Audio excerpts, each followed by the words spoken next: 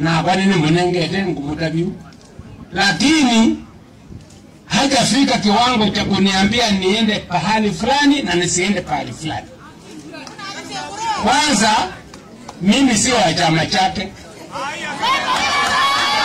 Kwa hivyo ikiwa anataka kutoa amri kwa watu ya chama chake, wako hapa wengi watoe, lakini sio kwangu. Ona ndio amrika wake kwa elite kunenge ndaya na kunya kanyo wake wala msila.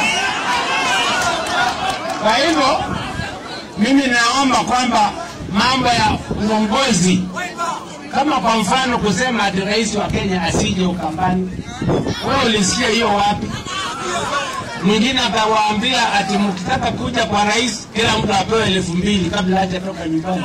Hiyo ni uongozi kweli? Kwa hivyo